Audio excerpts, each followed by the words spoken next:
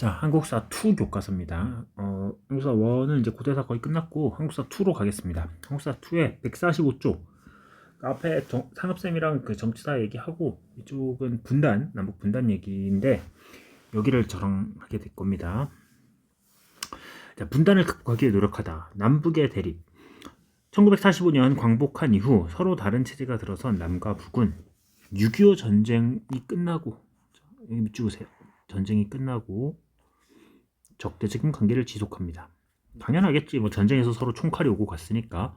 남북 지도자들은 각각 북진 통일과 외세 간섭 배격 등을 주장하며 날카롭게 대립했다.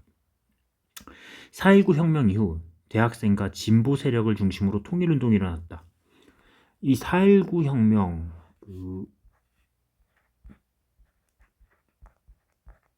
이승만 정권의 퇴진이죠.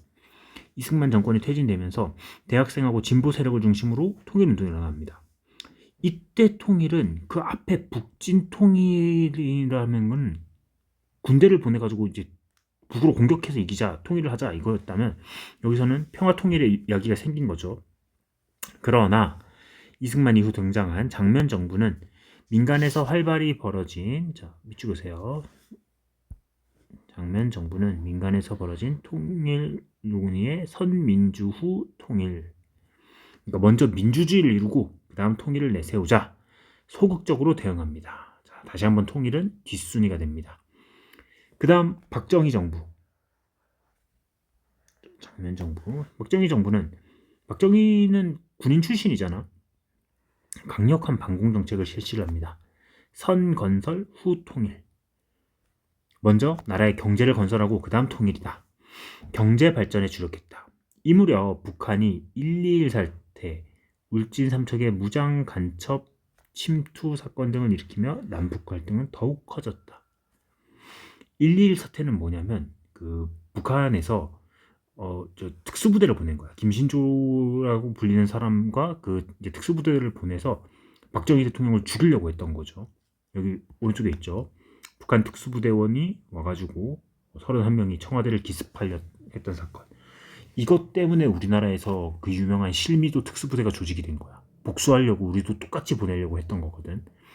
다음에 울진 삼척 무장 간첩 침투 사건은 울진 삼척 쪽으로 이제 무장 간첩들이 내려와서 그쪽에서 이제 막 대규모 이렇게 공방전이 있었던 사건이죠. 자, 이렇게 남북 관계는 1945년에서 그 50년 이제 그 사이에 그 6.25 전쟁으로 완전히 분단이 고착화된 이후 계속 안 좋았어요. 그랬던 남북 관계가 1950에서 70년까지 계속 안 좋다가 언제 화해 모드가 조성이 되느냐? 1969년 닉슨 독트린 발표 이후 냉전이 완화되면서입니다. 닉슨이라는 사람은 미국 대통령입니다. 근데 이 사람이 담화문 닉슨 독트린을 발표를 해요. 이 닉슨 독트린에서 냉전에 대해서 완화가 시작됩니다. 이제 소련과 미국의 대립이 옛날만큼 심해지지 않은 거야. 자, 그리고 국제적으로도 평화와 공존의 분위기가 고조되자 남과 북의 관계도 개선됩니다. 남한하고 북한은 1971년 이산가족 상봉을 위해 남북 적십자 회담을 개최합니다. 그리고 1972년에 자주 평화 민족 대단결의 통일 원칙을 담은 7.4 남북 공동성명을 발표합니다. 정말 중요한 거예요, 이거. 7.4 남북 공동성명. 자주 평화 민족 대단결 자평민. 이에 따라 남북조절위원회가 설치되어 통일을 위한 실무자 회담이 진행되었다. 실무자 회담. 그러나 이 회담은 남한의 인구 비례에 의한 총선거 주장과 북한의 남북 연방 통일 주장이 접점을 찾지 못하면서 어려움을 겪었다.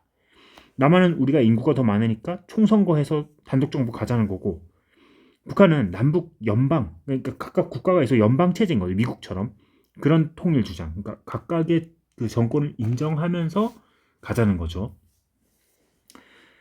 결국엔 접점을 찾지 못하고 어려움을 겪었다. 결국 북한이 대화 중단을 선언하며 남북 간 대화는 성과 없이 종료되었다. 이후 남북한에서는 각각 유신헌법과 사회주의 헌법을 공포하며 7.4 남북 공동성명을 독재 체제의 강화에 이용합니다. 당시 남한은 박정희였고 박정희가 유신을 발표를 했고 북한은 김일성이었죠. 이 사람들이 자신의 그 독재 권력 강화에 이용을 하기도 했었습니다. 1980년에는 북한이 고려민주연방공화국을 통일 방안으로 제시합니다. 80년대는 연방공화국. 북한은 계속 뭐 이 연방공화국, 그러니까 서로의 정권을 인정하면서 하나의 그 통일된 정부로 가자는 거죠. 이에 전두환 정부는 남북 관계의 개선을 위한 민족화합 민주평 통일 방안을 제안합니다. 84년에 서울에 수해가 발생하자 북한이 원조 물자를 보내왔고 이후 남북 경제회담, 적십자회담 등이 성립되면서 1988년 이산가족 상봉 이런 것들이 이루어지기도 했습니다. 남북 기본합의서, 노태우 정부. 자, 노태우 정부는 되게 외교 쪽에서 성과를 많이 거둔 사람이에요. 이 사람은 뭐 여기서는 북한 얘기가 주가 되겠지만 북한뿐만 아니라 옛날 구소련에 있던 그 동유럽 국가들과도 외교를 되게 많이 했던 대통령입니다. 노태우 정부는 북방 외교를 추진하면서 북한에 유화적인 태도를 취했다. 북한도 외교적 고립을 피하고자 남한과의 교류에 나섰다. 그 결과 1991년 밑줄입니다. 남북한이 유엔에 동시 가입, 그리고 남북 사이의 화해와 불가침 및 교류 협력에 관한 합의서, 남북 기본 합의서를 채택했다. 남북 기본 합의서는 남북한 정부 간 최초의 공식 합의서로 서로의 체제를 인정하고 상호 불가침에 합의하였다는 점에서 의의가 있다. 서로를 인정한 거죠. 드디어 처음으로. 이후 북한의 핵 개발 의혹이 제기되는 가운데 1993년 북한이 핵 확산 금지 조약을 탈퇴하면서 남북 관계가 다시 악화되었다. 그러나 김영삼 정부는 1994년 화해와 협력, 남북연합, 통일국가 완성으로 이루어지는 한민족 공동체 3단계 통일 방안을 제시. 자, 각각의 정부가 어떤 걸 했는지를 보면 됩니다. 여러분은 기억을 하면 돼요. 남북 정상회담과 남북 교류. 김대중 정부는 한반도 평화 정착과 남북 교류 확대를 위해 적극적인 대북 화해 정책인 햇볕 정책을 추진했다.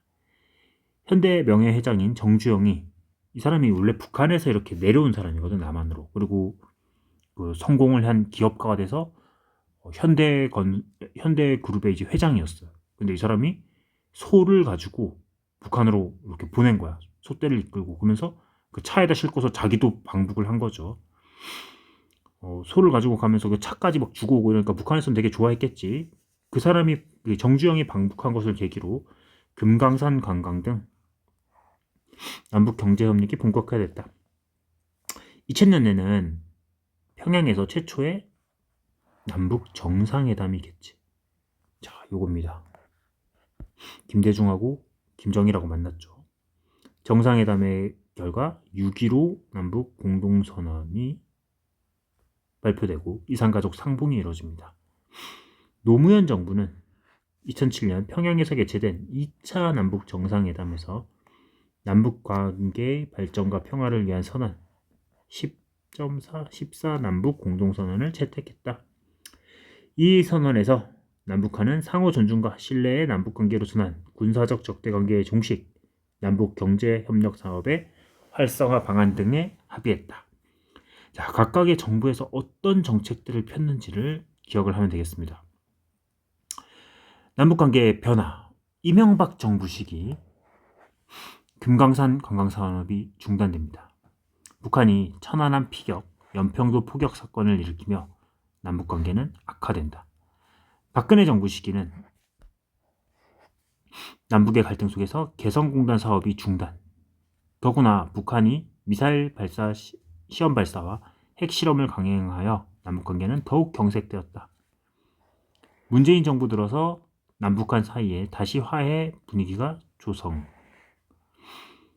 남북 두 정상은 2018년 정상회담을 개최하고 핵 없는 한반도 실현, 남북 공동연락사무소 개성 설치 등으로 이런 선언을 발표하였습니다. 하지만 2020년 북한이 일방적으로 남북 공동연락사무소를 폭파하는 등 남북관계는 다시 악화되었다. 윤석열 정부는 북한의 핵 개발 중단과 실질적인 비핵화 선결 조건으로 대북 협력 지원을 표명했습니다. 자, 뭐 이렇게 각각의 정부에서 어떻게 이렇게 변화했는지, 뭐 친해질 때도 있고 나빠질 때도 있고, 친해져서 막 정상들이 만나면은 뭐 6.15 공동선언 뭐 이런 게 나오기도 하고, 남북 기본 합의서도 있었고, 박정희 때는 7.4 남북 공동선언도 있었고, 그런 것들 기억을 하면 되겠습니다. 밑에 이거는 뭐 안 봐도 됩니다. 이건 넘어가겠습니다. 자, 오늘 여기까지입니다.